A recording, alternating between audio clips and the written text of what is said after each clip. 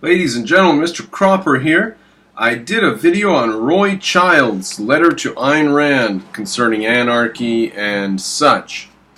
And I wanted to digest it quickly for you, to give you a quick summation. Because we can do that. Because Roy Childs wasn't brilliant. Because he was an anarchist. Therefore, he was a moron. We know this. You can sum up Roy Child's entire letter to Ayn Rand, all of his objections and everything. You can sum it up as a brief exercise in context dropping.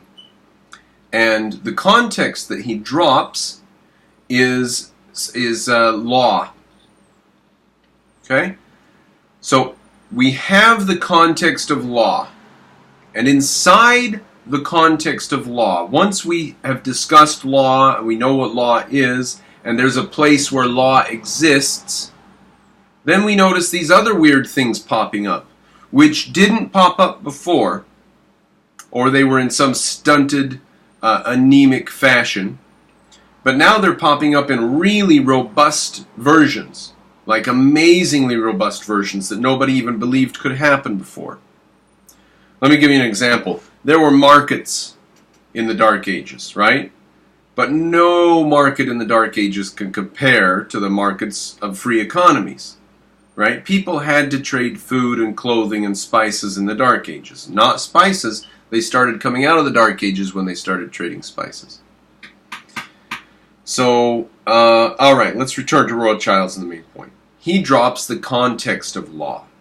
He wants to discuss all these wonderful things that happen once we have law. For example, we have scales of economy. We have people that are doing things, but it's too expensive, so somebody else opens up shop and does it cheaper and takes the business away from that person who's doing it more expensively. Now, why didn't they just send some troops over and destroy this guy who started the new cheaper thing? Or why didn't this guy who's doing it cheaper just send some troops over and destroy those guys, and then he could charge a higher price? Why is he trying to cheap out? Well, they can't do that because they're in the context of law. So the economy and trade and freedom, these happen inside the context of something called law.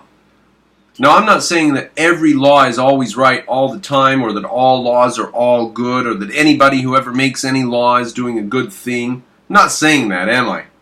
But I am saying that freedom only occurs under the law. The Greeks knew this. The Greeks said, we obey only the law. We do not obey men. We obey only the law. The Greeks knew this. Roy Childs wants to take all these wonderful things that happen when you set up a geographic region where you exclude the use of physical force from people's interactions. How do you exclude the use of physical force? With men with guns and jails. That's how you exclude the use of physical force, you little pansy, moron, anarchist, frickin' fools. So you exclude the use of physical force with a small army of violent men.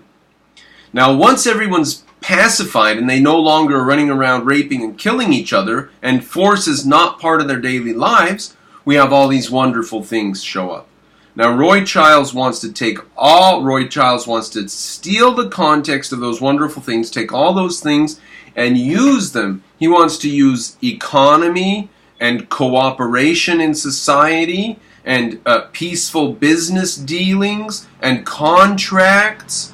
He wants to use all those things to build a society without law. That's Roy Childs in a brief. That's how stupid the anarchists are. Dumber than rocks. Fight me.